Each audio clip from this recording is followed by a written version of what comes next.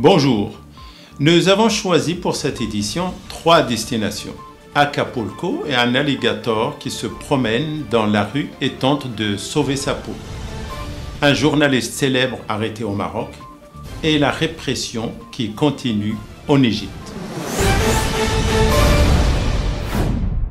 On ne peut pas parler presse sans évoquer les médias en Égypte ou ce qu'il en reste depuis l'arrivée des militaires. La junte a interdit tous les médias s'opposant à sa présence.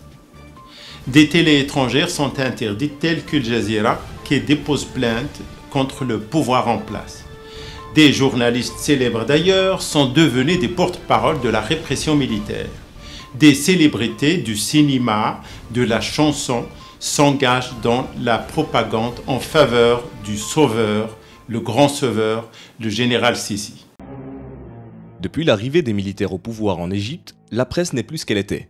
Toutes les chaînes de télévision proches du président destitué Mohamed Morsi ont été fermées. Les télévisions publiques et celles proches du pouvoir militaire ou appartenant à des hommes d'affaires du régime de Moubarak mènent des campagnes d'incitation à la haine, voire parfois au meurtre contre les frères musulmans. Plusieurs célébrités et journalistes égyptiens font l'apogée du régime militaire, telle que la chanteuse Bossi qui prétend que le général El-Sissi est plus sacré que le prophète Mohamed.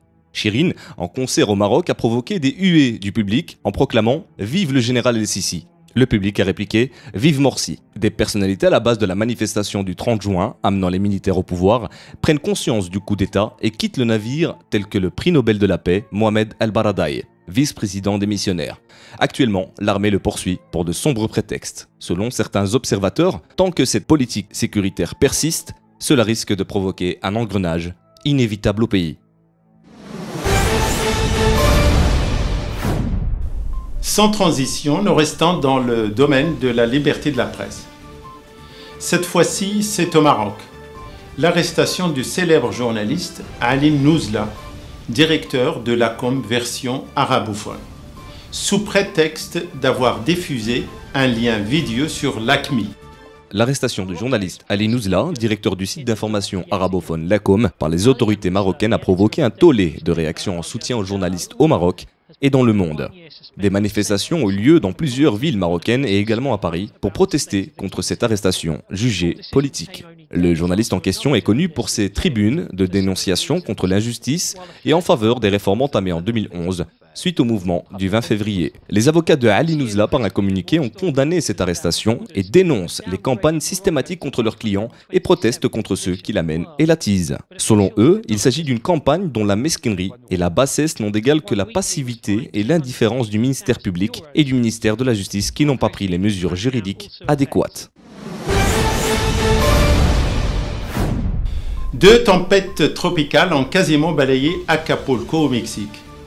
Nous nous arrêtons sur l'image d'un alligator qui tente de sauver sa peau dans les rues d'Acapulco.